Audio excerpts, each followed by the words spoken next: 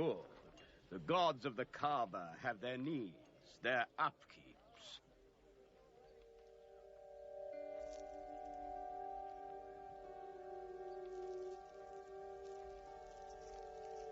Who is that man who stood there? Who looked into my soul?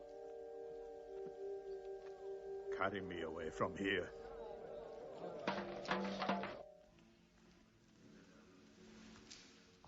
Why must Muhammad come down here? Why don't you stop him? He's your nephew. Maybe he'll change. Change? He's 40 years old. It's unnatural. With a rich wife, he could afford the best of Mecca. Yet he chooses to sit shivering in a cave. It is unnatural. For a man who dares to risk the anger of Al-Uzza, who keeps our health, Manat, the god of our prosperity, Alat, the god of our family and tribes, and Hubal, who starts our caravans and predicts our fate. To challenge the gods within earshot of the gods is dangerous. Unreasonable. Rebellious. Blasphemous. Yes. I'm afraid Muhammad will harm himself.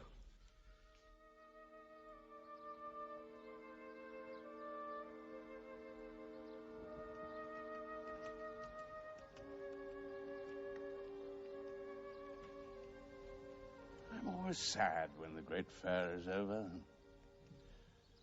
I might not see the next one.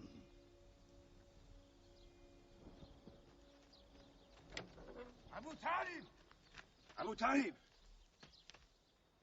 Catch your breath, Zaid. Has Muhammad come down from Mount Hira yet? He's been up there 3 days. No, we haven't seen him.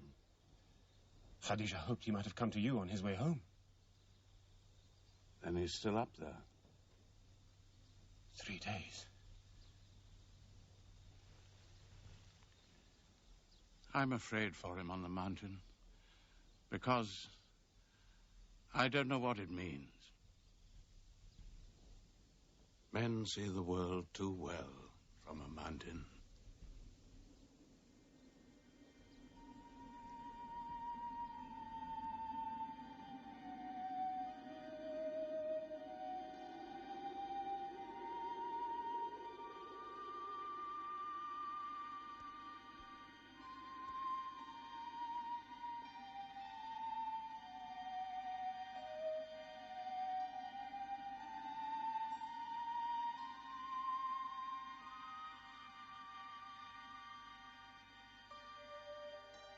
Muhammad, read. In the name of thy Lord, who created man from a sensitive drop of blood, who teaches man what he knows not, read.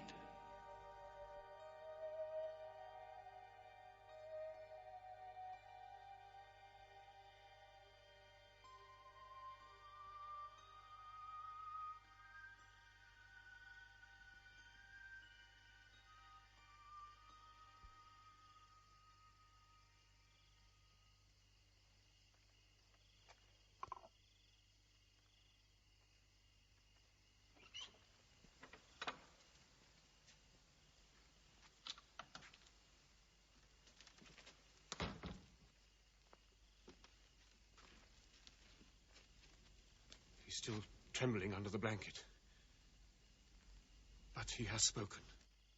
Zaid, what happened to my nephew on the mountain? He was alone in the cave. Suddenly, an angel came into him. The angel said, "Read." Muhammad replied, "I cannot read." The angel commanded again, "Read, in the name of thy Lord, who created man from a sensitive drop of blood, who teaches man what he knows not. Read." Who knows if it was Gabriel? It could have been a dream. When Muhammad was coming from the mountain, he saw Gabriel plainly, in the shape of a man standing on the horizon. Wherever he looked, upon every turn of his head, he saw him. And Gabriel said to him again, I am Gabriel. And you, Mohammed, are the messenger of God.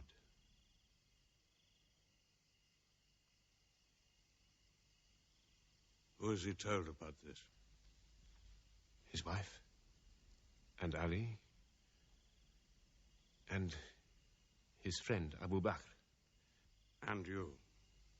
I am his adopted son. Be careful to whom you talk.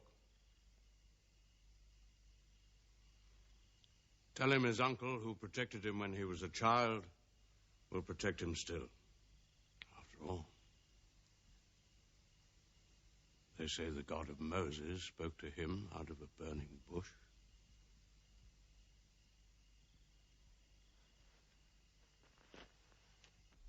If you do not restrain your nephew, then we will. He's dividing the city, hut against house. He's dividing the generations, child against parent. The young are listening to him. He attracts the young. We are Arabs. We obey our fathers. Our children cannot be our teachers. How can we accept that a man we met in the street yesterday can be some God's prophet today? Dead bones can live again, he says, because he who created man can also make man return from the dead, he says.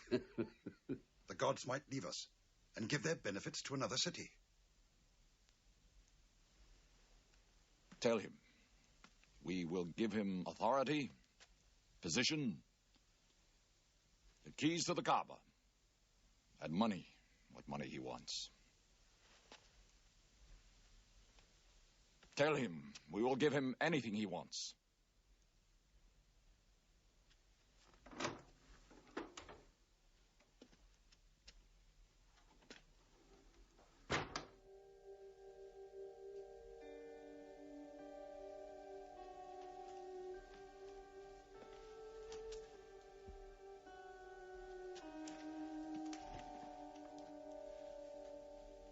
Mohammed, spare yourself. And me. Do not put a greater burden on an old man than he can bear.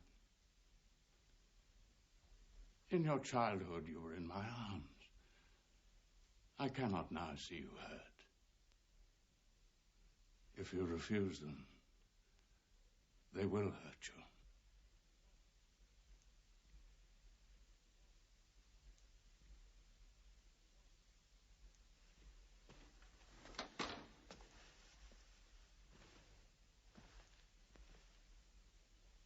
He said this to me. Were they to put the sun in my right hand and the moon in my left, I would not renounce my message, which is from God.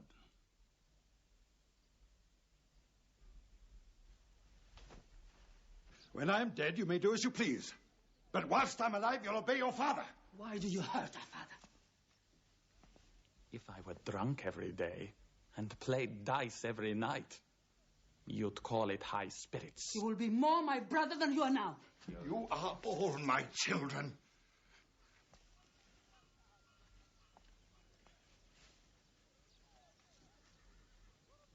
I've given you everything I could. But it seems not to be enough. Mohammed gives me more. He'll give all the world more. Get him out of here, Father.